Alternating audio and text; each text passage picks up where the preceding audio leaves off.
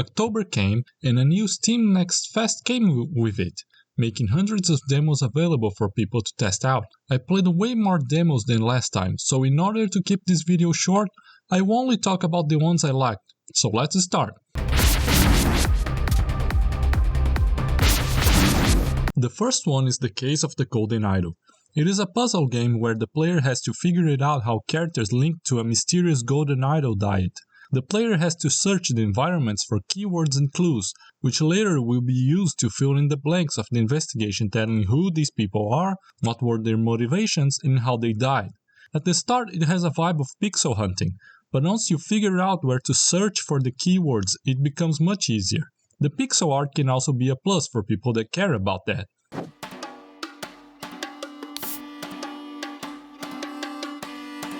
Dredge was my favorite of them. It is a fishing game within a Lovecraftian setting.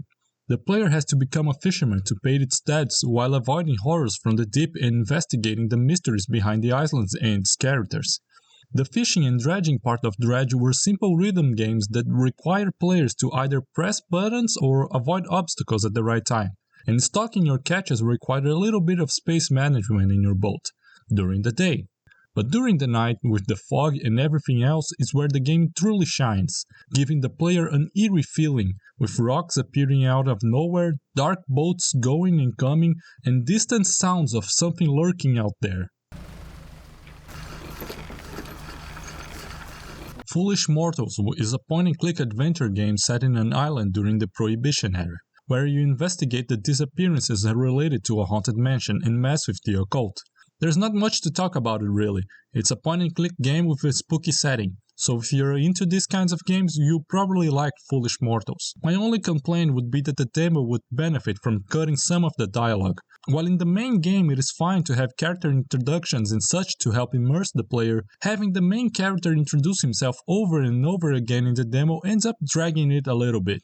Also, I had some issue while recording my playthrough and it only recorded the sound, so I'm using the game's trailer for this video.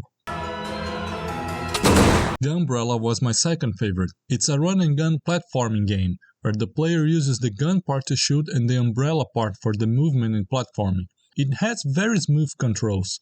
In the demo, the player has to help a small village deal with a crazy cult in order to proceed, which showcases the combat, but I think a demo with more focus on the movement and platforming would have been better. The combat is good, it's just not as good as the movement in this game is. The pixel style is also nice, though I think with such smooth controls, this game could have looked whatever and still would have impressed me. From the same creators of Blazing Chrome, Vengeful Garden Moonrider is another retro-style action game. And while its predecessor took inspirations from Contra, Moonrider takes inspirations from games like Shinobi and Mega Man X. It is a short demo, showcasing only 2 stages, the intro stage and a platforming-focused one. On Moonrider, you take control of some sort of cyborg ninja and proceed to slash and destroy a bunch of enemies. It also has very tight controls, though as far as I could tell, the dive kick is really busted, since no enemy was able to counter it. The sprite art on this game is really detailed and harkens back to the Genesis games. It's another easy recommendation even if you're not into the action genre.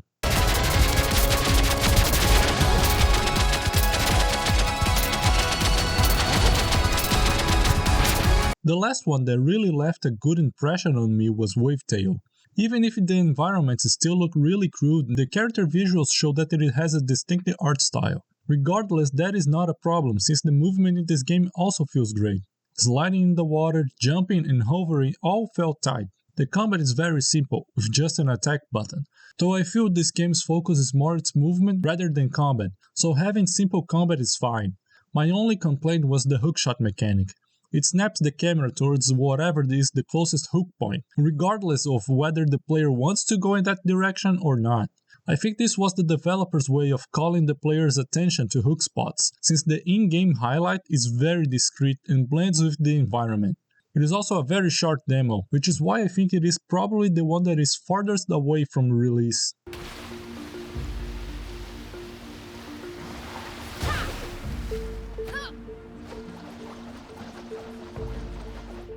These were the demos I liked the most.